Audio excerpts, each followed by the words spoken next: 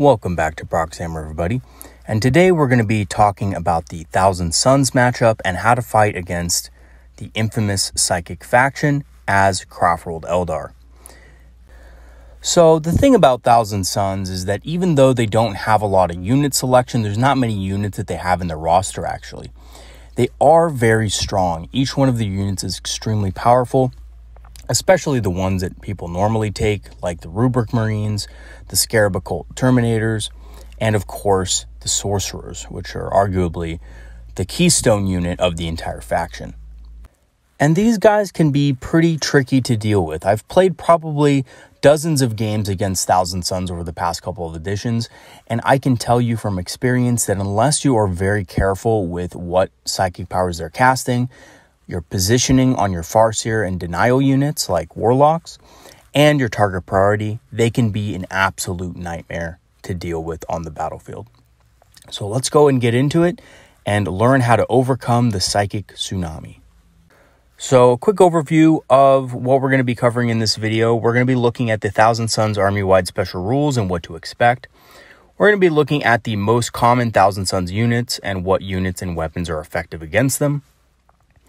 And of course, we're going to be going over some in-game tips and counters to Thousand Suns units and things to watch out for when you're playing against them. So for the army-wide special rules, they have the Brotherhood of Sorcerers. This basically gives their entire army +1 to their psychic tests, which makes all of their units extremely powerful at casting psychic abilities. And by the way, pretty much each one of their units can cast at least Smite, if not another power that they have access to. And most of their units outside of their cultists have an invul save. So you probably won't see more than one unit of cultists on the battlefield. I think they have a rule that limits the amount of cultists they can take anyway. So basically their Rubric Marines and their Tanzors are going to be getting a 5+ invul save. But to be honest with you, you probably won't see Tanzors that much. Or Tanzagors. I don't know how to pronounce that really. But we're just going to go with Tanzagors, I guess. But basically, you're not going to see those that much. They're not very strong models. They're basically like Storm Guardians, if you kind of wrap your head around that, except maybe a little bit more combat-driven. But to be honest with you, I actually think Storm Guardians, despite the point cost increase, are a little bit better than them. But they're going to be getting a 5+ invul save regardless, so they're going to be a little bit tougher against high AP weapons. They also have the Malicious Volleys special rule, which is basically like slow and purposeful from back in the day. So essentially, your Rubric Marines are going to fire double the bolter shots at max range if they remain stationary. So instead of 1 shot each, they're going to get 2 shots each at 24 inches. And the Terminators always make double the amount of attacks at all ranges regardless if they have moved or not. So that's going to be 4 shots each at 24 inches with their combat bolters. And basically, this isn't a staggering amount of damage, but you are going to see them getting extra shots if they are able to stay stationary. And this can be pretty good, but to be honest with you, it's not as strong as it seems. It is good on things like Terminators, because they can move and shoot at the same time and get double the shots, even at max range. But with things like Rubric Marines, you're really going to not see this happen that often. At least in the early game, they're going to mostly be moving, so you're not going to have to worry about this. This is really more of a mid to late game thing that Rubric Marines are going to be getting a little bit more extra shots with. But again, it's only a couple extra shots, so you know, you're going to expect maybe 3 extra shots per unit with this ability. It does look very powerful, but it's only a fraction of the unit that actually is going to be able to benefit from this. The Sorcerer and the Heavy Weapon are not.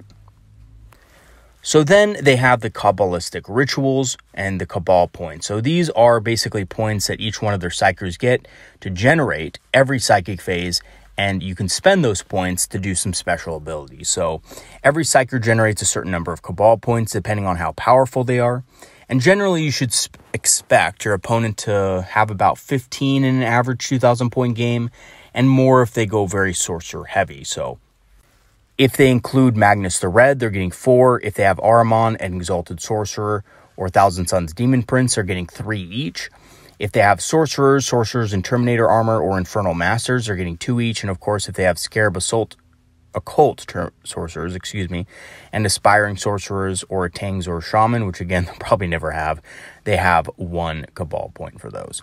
So just imagine every Rubric Marine unit is getting a Cabal point. Every Occult Terminator unit is getting a Cabal point. Sorcerers, which are elites, are getting 2 Cabal points. And then, of course, your HQ sorcerers, your Exalted sorcerers, are getting 3 each. So you can probably expect around 15 in an average 2,000 point game, if not more, if they go more sorcerer and HQ heavy. So what are some of the most common Kabbalistic rituals that they can use their Cabal points on? Not that we can do anything about it, but you probably should know a little bit about some of those so you can be prepared for it. So they have one that basically allows a psychic power to deal additional mortal wounds and additional D3, which is pretty powerful. This can be cast on something that's a little bit low value, like a smite, to give it a little extra power, especially on something like a super smite where you're getting D6 plus D3 mortal wounds. That can be extremely good for only 4 Cabal points, and this can be used up into the end of the game because it's not that high of a cost. Now, the good thing about these rituals is even though they are used retroactively for your opponent, so they can use it after they successfully manifest their psychic test, that means they don't have to waste points if they end up failing a psychic test.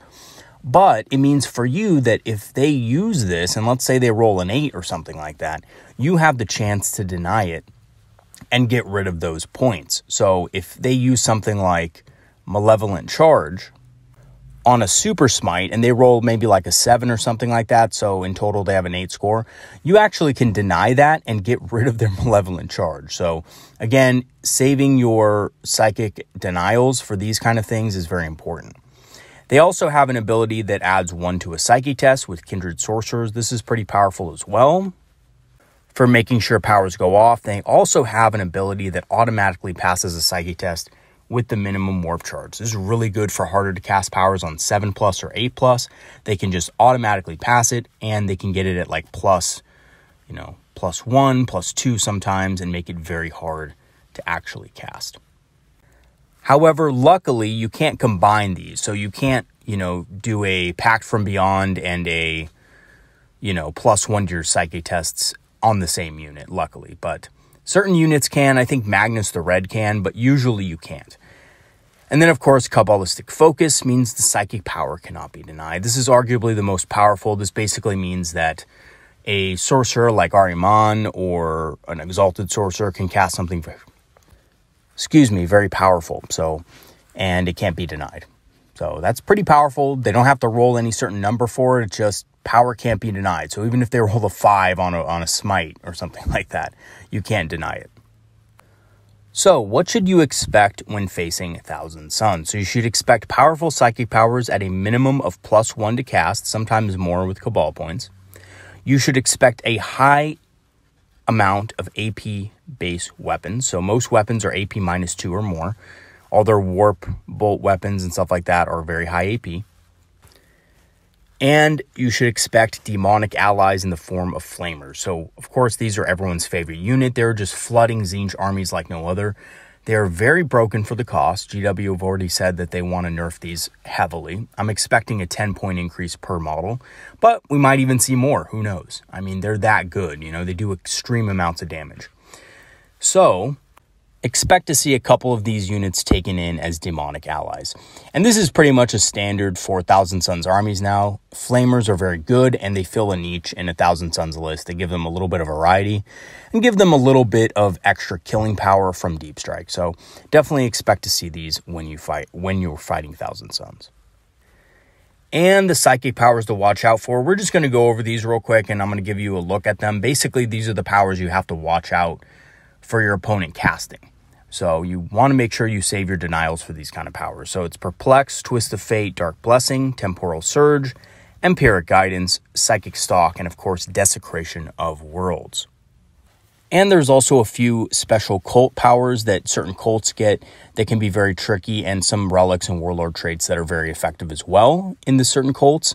And just make sure you ask your opponent about them, because there's some scary ones in there. There's one that allows your enemy to basically pick a model in your unit before fighting starts, and that model can make attacks against its own unit. So beware charging Howling Banshees with the Exarch into combat with something that has that ability, because your Exarch will murder your own unit before it ends up murdering the opponent's unit. So make sure that you understand that that can happen and just be aware of it. That's all. Stay out of its range. So just be aware of those things. I'm not going to quite go over those things because I think there's 8 or 7 different cults, but they all have their own special rules and relics and warlord traits. So check that out when you get the chance. So Perplex is a psychic power that targets an enemy unit and essentially disallows them from targeting anything outside of 24 inches. Now, against normal armies, this wouldn't be a big deal because most likely they're going to want to be in that range anyway, and they're going to want to shoot things within that range. But for Eldar, it's very devastating, especially on something like Shroud Runners or Warwalkers, because then you have to get closer and be obviously put into danger to be able to shoot. So definitely watch out for this one. This is one of those powers you do want to deny if you get the chance, just because it is very powerful and it can mess up your battle focus a great deal, especially on something like Shroud Runners. Twist of Fate basically is a psychic power that disallows invulnerable saves. Luckily, it has a very short range, but this can be very good against something like your Farseer. So let's say that you have a Farseer and your enemy engages you in combat and has this psychic power cast on you. Chances are even Rubric Marines or something like that can do a significant amount of damage to your Farseer in combat with this ability, basically ignoring your invul saves. And this is also really good at taking out things like Wraith Blades with Force Shields, you know. And you gotta watch out for this ability. Even though a lot of our armies might not care that much, we might think, oh, well, you know, if you know, this is cast on a unit of Striking Scorpions or Howling Banshees or something like that, who cares, because they're probably going to die anyway. But against tougher units like Wraith Blades, for example, this can be very devastating. So watch out for this power as well. So Dark Blessing is something that is not that great against normal armies, but it is great against Eldar. So basically, your opponent rolls a d6. If the result is greater than the target's toughness characteristic, it suffers d3 plus 3 mortal wounds. Now, this is insane. It only has a 6-inch range, but you select one enemy model. So this can actually be something that is a character as well. So this can target your Warlock characters, this can target your Farseers, and this can pop them very easily. So make sure that even though it does have a 6-inch range, make sure that you're aware of this power if your enemy does have it, because, you know, this can pop your Farseer fairly easily, especially if they're on foot. So be careful about this one. Temporal Surge is a psychic power that allows your unit, well, an enemy unit, to make a normal move. So this might not seem like that great of a thing. It's like, oh, they just can make a normal move. But the difference between this and something like Quicken is that they can shoot after, and they can assault and things like that. So it's actually much better than Quicken because it allows the unit to do stuff. So make sure you do watch out for this, as it effectively gives units like Rubric Marines a 36-inch effective range. So even though they have a fairly short range to begin with something like Temporal Surge, they can increase their threat range by a significant amount. EMPYRIC Guidance is just a blessing that adds 6 to the range characteristic of rapid fire and heavy weapons in that unit. Again, this can also effectively increase the range in which Rubric Marines and Scarab Assault Terminators can get. So they can actually do the last power, Temporal Shift, and EMPYRIC Guidance to give them a whopping 42-inch threat range. Now, that may not seem like that much, and really in most cases, your opponent's probably not going to stack these together. But between the both of them, it can get 2 units within a certain range of your unit. So make sure you're careful about this. Make sure that you know your distances and be outside of that range. As long as you are outside of 36 inches, you're generally considered pretty safe. But again, just make sure you are, because they can cast these sorts of abilities to give them a little bit more range. So that 24-inch range that they have can be a little bit deceiving because they have additional ways to get closer to you. Psychic Stalk is an ability that targets a model that is not a vehicle, monster, or character. You roll 2d6, and if it's greater than their leadership characteristic, one model in that unit selected by your opponent is slain. Now, I chose to put this on here because honestly, this doesn't look great, right? This looks pretty terrible, but actually this is pretty good against certain units. So, for example, let's say that you're using a Warlock Skyrunner Conclave, which only has 3 models. If they're able to roll higher than your leadership, because they're not technically characters anymore, because they're a unit of Warlocks, they can actually just use this to just select one model and kill it. So regardless of how many wounds. So this may not be as good against Eldar typically. It can be okay versus things like Wraithguard, but even then you would have to roll extremely high to do it. So there's not many great chances. And again, I chose to put this in here mostly because it's a low warp charge, very easy to cast. And if you're not careful, it can take out a high priority target like a Warlock Skyrunner unit. So you do want to be careful about this. It's not something you're going to see a whole lot, but it can, you know, take out a model if you're not careful.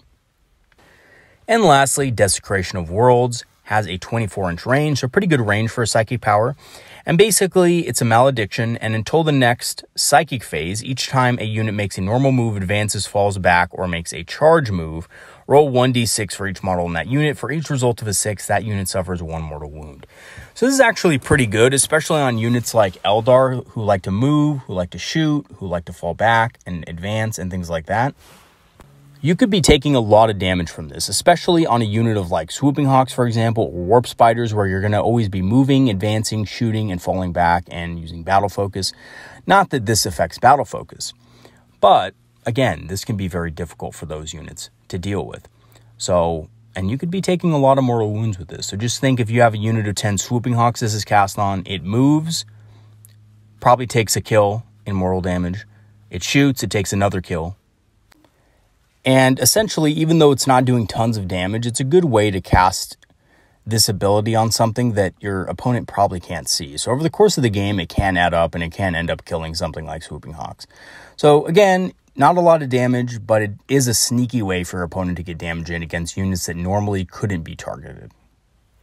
So what are the most common Thousand Sons units that are going to be casting these psychic abilities? So we have Rubric Marines, of course, which will make up the main part of the army. We have Scarab Occult Terminators, and of course, Flamers of Tzeentch. And also the Blue Scribe. So this is not a common allied pick, to be honest, but it's extremely dangerous if you're not careful, and if you do not know what they can do, they can really mess up your day. So let's get right into those. So Rubric Marines are your average Space Marines. As far as stats go, they're 21 points a model, and the unit leader is a Psyker, an Aspiring Sorcerer. Now, the thing about Thousand Sons and Rubric Marines is their bolt weapons all have increased AP. They all have AP -2. And their Soul Reaper Cannon is an excellent anti-infantry weapon. So even though they don't have the common weapons like plasma guns and stuff like that, they have the Soul Reaper Cannon, which even though it has a short range, is Strength 6, AP -3, and Damage 1. This is extremely effective against Eldar units. And they can also take Warp Flamers as well, but they suffer from extremely short range and an increased cost. So you might occasionally see a unit of these deep striking in or teleporting in, which can be pretty effective. But again, to be honest with you, the Thousand Sons player that I have played against doesn't use this because he feels like it's a little bit expensive and he feels like it can be a little bit challenging to actually get these guys into range of something good. So he just doesn't use them. He just uses the bolters instead, which in most cases is going to be the better option. Even with psychic powers that can allow another normal move, they just have a really short range, and this often can get them killed out in the open. So typically you won't see this, but you might see a unit deep striking every now and again with Warp Flamers. So be careful about that. In addition to the weapons, they automatically pass all morale tests, so they're basically fearless, and they get 1+ save against damage 1 weapons and do not suffer the -1 to hit for moving and shooting heavy weapons. So essentially, these guys get a greater save versus damage 1 weapons. So that's a lot of our units, to be honest. So they're going to be getting +1 save against a vast majority of our stuff. So this seems pretty scary on the offset, or outset, I should say. But to be honest with you guys, it's not as bad as it looks because all of the Rubric Marines and Terminators and stuff come with a 5+ invulnerable save. So against units like, let's say, Howling Banshees, you're going to be able to push it to their invulnerable save anyway, even with Armor of Contempt. So it's not really that big of a deal against some units. However, you still want to be careful about this. It is going to give them a 2+ save effectively against things like scatter lasers and so forth. So they are going to be a little bit more durable against those types of weapons. But again, we do have things like Jinx. We do have things that reduce armor and make it harder for them to save in the first place. So even though this is a very powerful ability against a lot of weapons like shuriken weapons and things like that, in most cases, it's not going to matter much anyway. And to give you an example of this, Shuriken cannons aren't going to be affected by this, and basically any damage to weapon won't be affected by this ability. But there are things like shuriken catapults that'll be a little bit affected, and scatter lasers and stuff like that that will be affected by this ability. So what are some counters to this ability and Rubric Marines in general? So actually, ironically, even though I've ragged on them a little bit, Star Cannons pretty much hit the perfect sweet spot in being able to reduce enough armor to force an invul save, while also ignoring the extra armor from all his dust. So Star Cannons are actually extremely effective against these guys. I'm not advocating that you take a bunch of Star Cannons or tailor your list in any way, but they're pretty good against Thousand Suns. Even though they are a very niche pick, and I would never recommend taking a bunch of Star Cannons for any all-comers list, but I have to say, I can't lie, they are pretty good against Thousand Suns. Just, the math just is there for them. Shuriken Cannons are also pretty effective, especially on 6s to wound. Howling Banshees and Striking Scorpions, of course, rip them apart in melee because Thousand Suns are not good in combat. That's the one failing that they have. They're really bad in close combat. And, of course, scatter lasers with debuffs like Jinx can also do damage in large volumes. So I think a little bit of a misconception some players have with scatter lasers in this matchup is that they're useless. They're definitely not useless, especially if you have a large volume of them and you just force a lot of 2+ saves.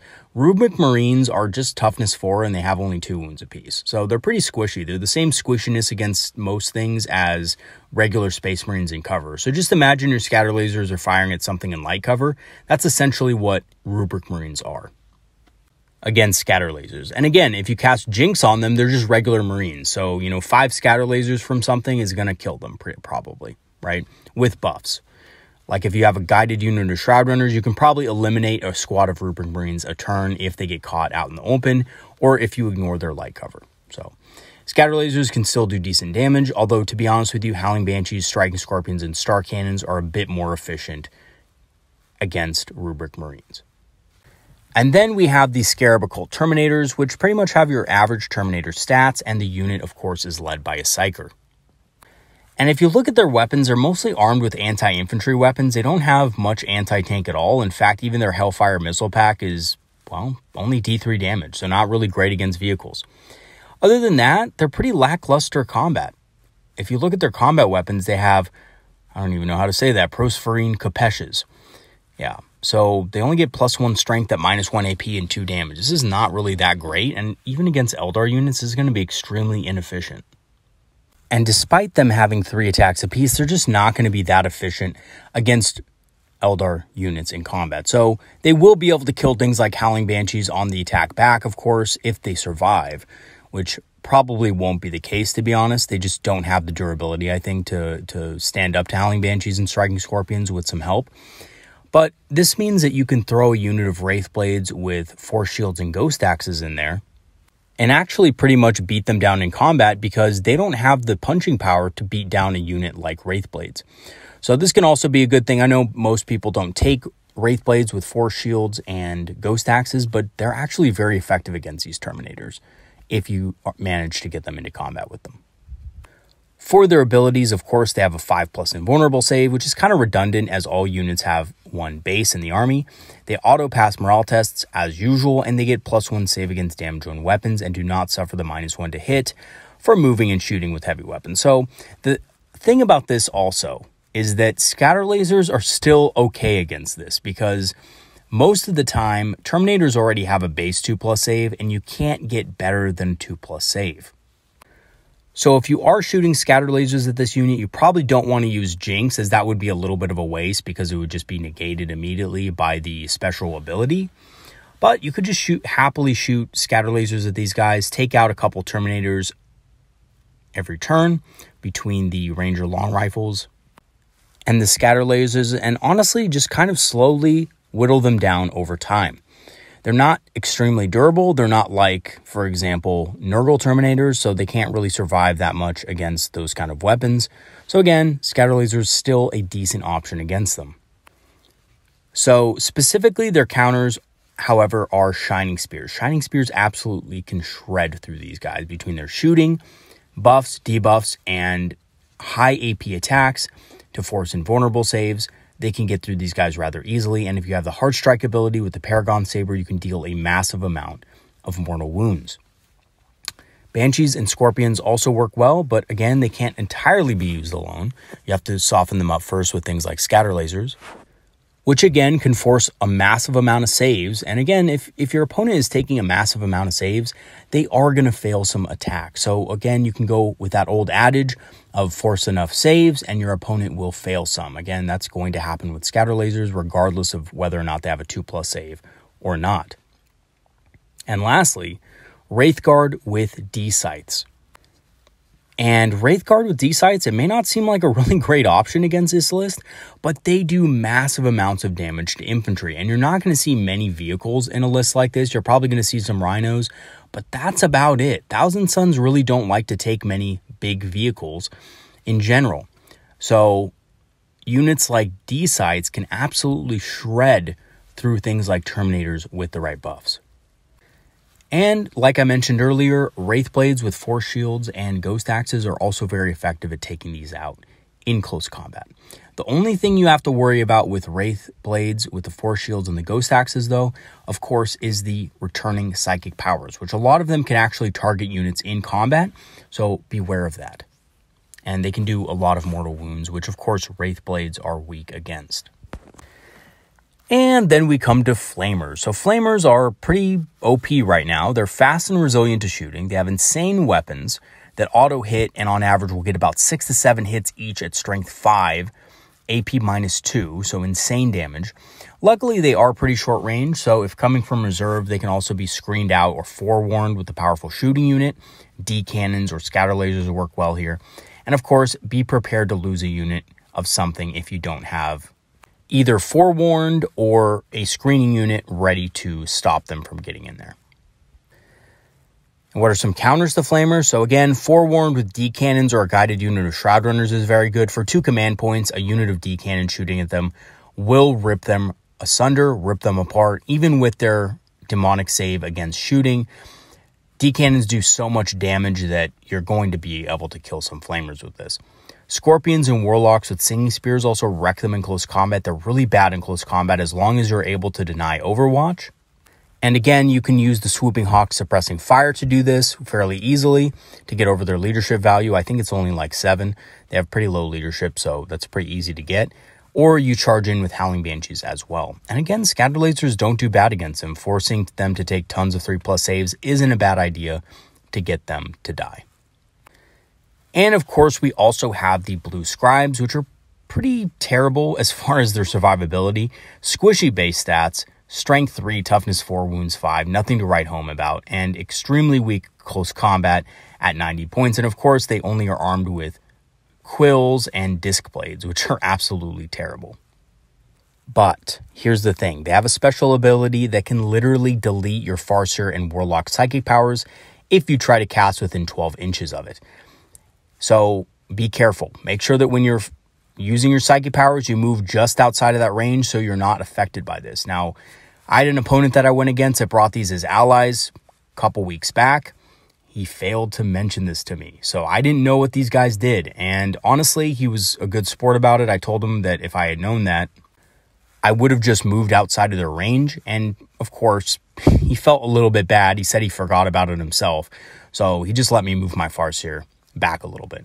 But again, this can be devastating if your opponent is more on the dickish side, perhaps, or forgets to tell you, quote unquote, and then you're stuck within range, or maybe you're in a position where you couldn't move, then yeah, that's going to suck. You're going to lose your psychic powers essentially for the rest of the game. So this can be very devastating if you're not careful. And of course, the counters to this unit are basically just good positioning will render them pretty useless. They're not very good. They're expensive and a big letdown for most players, I think. They're not a common pick. And otherwise, they're very squishy if caught out alone, so they're very easy to kill. You probably most likely will see somebody take a Herald and not these guys if they are using demonic allies. They'll probably use something like a Herald of Tzeentch or something. But yeah. And lastly, we have a surprise inclusion, Magnus the Red. So I haven't faced Magnus the Red. I'm going to be honest. The opponent that I has doesn't like Magnus the Red, actually. Our resident Thousand Sons player really doesn't like using him. He doesn't think he's good. Now, although I agree with several of his points, I know that a lot of Thousand Sons players do love Magnus the Red. So let's go ahead and go over it. So he has 18 wounds, so he cannot hide behind obscuring terrain, which is a pretty big deal for Eldar. It means that several of our weapons can target him pretty easily and kill him. He has a massive 420 point cost and is very fast, and he's extremely deadly in melee. But he's not the deadliest Demon Prince, so that's something to keep in mind. I think Scarbrand is coming out in, well, pretty soon, I guess. I guess he was leaked, and so was the World Bearers Codex. But he's not as deadly as something like that. So even though he has powerful combat, for his cost, it's really not the deadliest. As for his special rules, he has a reroll once to hit aura. He can allow one unit to reroll all hit rolls. He has a 4+ invul save and never suffers perils. He has an improved smite and can reroll all psychic tests, and he can of course cast 3 a turn just like Eldrad, and adds +1 to 2 to the result depending on how many wounds he has left. So if he's full wounds, he gets +2. If he's 10 or under, he gets only +1. And so again, he can cast 3 powers and deny 3 powers. He can reroll all Deny the Witch tests and benefit from an additional Kabbalic ritual if he's the Warlord. And he will be the Warlord, everybody. He's not going to not be the Warlord. If somebody includes this guy, he's definitely going to be the Warlord of the army. And he takes -1 damage from all attacks, so basically Wraithborn form, and he knows all of the psychic powers because he's going to be the Warlord of the army. So here's the thing about Magnus the Red. He has a lot of special rules and he's very powerful, but he is not small enough. He's not 17 wounds. If he was 17 wounds, I would think this guy is close to being OP. He's not. He's 18 wounds, which means he can be seen behind most obscuring terrain unless it physically blocks line of sight, which there's very few pieces that are going to block those big wings out, let me tell you. The model is absolutely massive. So his counters include D-cannons, which just shred him as most of his scariest powers and abilities require him to get close. Fire prisms absolutely rip through him, and I can't stress enough, 2 fire prisms going into this guy turn 1 can basically almost one-shot him. Again, they wound on 2+, and with linked fire, they ignore his invul saves, and of course, he's not going to get an armor save against these either. So even the -1 damage is not going to save him from 2 fire prisms shooting in. And as long as they can hit on a 3+, and again, you have command rerolls you can always use if you need to get those to hit. And of course, yeah, scatter lasers also don't do badly against them either if affected by Doom or Jinx, because basically he only has a 3+ save base. So even if he has Armor of Contempt, it doesn't really matter too much because you're going to be forcing so many 3-ups. And again, scatter lasers aren't bad because they do wound on 5s, but with Doom and Jinx, he's going to be going down to a 4+ armor save, and he's not going to be having a great time against scatter lasers either. So ideally, if you had fire prisms, you could fire the fire prisms at him, take out most of his wounds, and then finish him off with high range, long range scatter lasers. So yeah, not very powerful at survival, let me tell you that. So your opponent, if he does pick Magnus Red, has to be very careful against Eldar not to get him just killed in a couple of turns. So here are some general in-game tips to counter Thousand Sons units and things to watch out for. So prioritize killing the Rubric Marines, number 1. Keep your Psychers near your key units at all times. Don't waste your Deny the Witch rolls. Save Strands of Fate dice for psychic tests. You're going to need them. Use range and battle focus to your advantage. This is very important against Thousand Sons. And lastly, make sure you have the 2 command points for Forewarned if your opponent has reinforcements coming in. So first off, prioritize killing the Rubric Marines. So each unit of these contributes a Cabal point, which can be used to further buff the army's psychic prowess. And each unit is a Psyker and has access to Smite in addition to their regular powers. These guys are extremely powerful, and you want to eliminate these guys as soon as possible. In most cases, these are going to be the frontline units that your opponent uses to capture objectives and things like that as well, and perform actions. So they aren't going to always be hidden, so make sure you prioritize killing these guys. Despite their special rules, they're really not that tough to regular shooting. You can probably kill a unit of 5 of these guys with the correct buffs and shooting abilities. And honestly, even a unit of, 5 Shroud Runners or a unit of 10 Swooping Hawks or even just a unit of 5 Swooping Hawks and something else can reliably take out these guys pretty easily with the right buffs, of course. And again, a lot of players are going to say, well, they're going to get a 2+ save against stuff like Swooping Hawks and Scatter Lasers. But again, you do want to debuff. and buff your own units, right? In addition to those debuffs. So you should be able to kill these guys. They're not incredibly powerful as far as their survivability goes. They only get a +1 save against damage 1 weapons, and they have a 5+ invul, which is okay. But again, this isn't going to save them from most high volume attacks. So you should be able to deal with them with your Eldar army. Even things like warp spiders and swooping hawks, when used in conjunction with debuffs, can take these guys out relatively simply. The next thing is make sure you're keeping your Psykers near your units at all times. So most Thousand Sun Psyche powers are 24 inches or less. Most of the dangerous ones are 18 inches or less. Use your Farseers and Warlocks to help deny those enemy Psyche powers. Again, Farseers get to deny 2 Psyche powers a turn and Warlocks get to deny 1. So make sure your Warlocks and Farseers are around your units so you don't have to suffer from as many mortal wounds, maledictions, and so forth. And going along with that, don't waste or deny the witch roll. So know which powers your opponent has yet to cast that turn and make sure to save deny the witch attempts for those. Your opponent will most likely try to bait out your deny the witch by throwing out weaker powers first. So watch out for that. Make sure that they're casting all these weak powers initially. Maybe save them for the greater powers that he's going to cast later. And if your opponent has a really good cast roll, like a 10 with +1, for example, you might as well not even try unless you have a spare deny the witch. So if your opponent's rolling like an 11+ on something, just let it go off. It's going to go off. You might as well not even waste your deny the witch. You might as well use your deny the witch for other psychic powers. So unless it's literally at the end of the turn and you have only 1 deny the witch test left, I guess then you can use it for that, of course. But unless you have that, if you cast it right off the bat, it's best to just save your deny the witch roll for something easier to stop. And save your Strands of Fate dice for psychic tests. So units in your opponent's army are going to have the ability to deny your psychic powers, and you won't always be able to outrange them when casting powers that target them. So usually your opponent will put their aspiring sorcerer in the front to make sure that he can deny as much as possible and cast as much as possible. So to make sure your powers go off reliably, use Strands of Fate dice to boost them high enough to where your opponent will have trouble denying it. Now again though, there's a little trick here that you can use that I've used a lot. Even if your opponent puts their aspiring sorcerer in front, let's say that you have a Farseer that wants to cast Doom really badly, right? So maybe what you do is you go on a flank of them and you pick one of the Rubric Marines on the corner and you're outside of the 24-inch range of the aspiring sorcerer.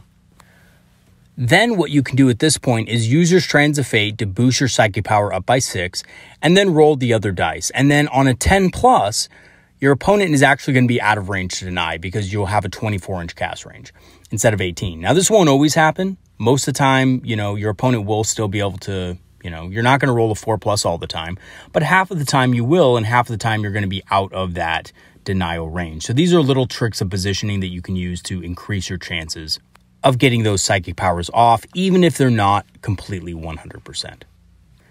And also use range and battle focus to your advantage. Most units in your opponent's army have an effective 30-inch threat range and a max of 36 inches with things like EMPYRIC guidance, which is pretty low. So use your long-range units and weapons and battle focus to hit them at max range before disappearing behind terrain so that they cannot draw line of sight. Thousand Suns really don't have a lot of weapons that ignore line of sight that aren't psychic powers, so a lot of their physical weapons shouldn't be able to see you if you're hiding behind obscuring terrain, which can be a big advantage and can be something that you really need to lean on when facing Thousand Suns, because they do have really powerful shooting. And also, make sure you have those 2 command points for Forewarned if your opponent has reinforcements coming in. So several units, including Allied Flamers, can teleport into battle as reinforcements, and they are all fairly expensive units, though, with a short range. So Forewarned on a unit of D-Cannons or Shroud Runners, for example, is especially effective at taking them out and netting you a free unit to kill. So again, your opponent can go outside of the Forewarned range, but it's 18 inches. So this is effectively going to deny units like Flamers the ability to attack the turn they come in, which is absolutely great, because if they come in and they can't attack, well then they're not doing any damage. And you could easily kill them the next turn, right? If your opponent puts his Flamers right outside of Forewarned range and said, hey, well, you know what? You can't use Forewarned. then you're like, okay, well, I'll just kill them the next turn, right? So even though you're not getting the free forewarn kill, you are going to be able to kill them next turn regardless. And also remember to screen your army with less essential units. So things like Rangers, Vipers, even Wave Serpents are great screening tools for your army. So in conclusion, the Thousand Suns matchup can be extremely challenging for Craftworld Eldar if you are not familiar with what they do and do not position your forces correctly. So positioning is key for giving you as much defense as possible. You want to make sure you're always outside of that 30-inch range typically, or behind obscuring terrain with your key units. And also be aware of their psychic powers ranges. So you don't want to be caught within range of their psychic powers, because oftentimes obscuring terrain is just not going to be enough to block line of sight. A lot of psychic powers actually ignore line of sight, even if they're Witchfire abilities. So be careful about that. You don't want to get caught out in a spot where, even though you're behind obscuring terrain, your opponent can sling 4 or 5 psychic powers at your unit and kill them with mortal wounds. So make sure you're outside of that range as well. And again, if you do have correct positioning, resource management, and target prioritization, Thousand Suns will have a really tough time maximizing their potential. They're going to have a really tough time with you. And Eldar should make it as hard as possible for Thousand Suns to be able to do what they like doing, which is cast tons of psychic powers at a really high denial, do tons of mortal wounds, and just shoot anything that comes within 24 inches with armor to absolute shreds. So if you use your positioning and defensive abilities to negate the main advantages of Thousand Suns, you should be able to do very well against them. And just to let you know, in the games that I had against my Thousand Suns opponent, we did have 2 close games, but he really didn't get a lot of the stuff off that he wanted. And he was even telling me after the game that he hates fighting Eldar because they have such easy ways to position out of his range, and they can just deny so many psychic powers. So in the lists I was running 3 Farseers and I was running several Warlocks, and I was being able to deny 7 or 8 psychic powers per turn. And again, I wasn't passing all of my denial tests, but I was denying enough psychic powers to really limit my opponent's ability to deal damage. So he really couldn't do as much damage as he wanted to do. So if you're able to do that as Craftworld Eldar and deny as much as possible, whether it be his shooting, your opponent's movement, or your opponent's psychic powers, and just make sure that you're always aware of ranges and target prioritization, and of course, resource management with your command points and things like that, the Thousand Suns matchup should not be as scary as it is on the outset. All right, everybody, that's going to be it for today. Hope you enjoyed the video on the Thousand Suns matchup. They are a great faction, and honestly, they're a lot of fun to play against, I have to say. Some of my most fun games were over the last couple weeks when I was playing against my Thousand Suns opponent. So, great matchup, tons of fun, tons of psychic powers, and honestly, also pretty challenging for Eldar. And honestly, if you think Eldar have it bad, a lot of the other factions have it even worse. I know regular Space Marines and stuff like that have it really hard against these guys. So we actually are lucky that we have tools to deal with them in the way that we do. All right, everybody, that's going to be it for today. And again, leave a comment in the comment section if you have any stories you want to tell about Thousand Suns or have anything to add, things that have worked for you in past games against Thousand Suns and things like that. Alrighty, peace out, everybody, and I'll see you later, and have some great games. Have a good one, you guys.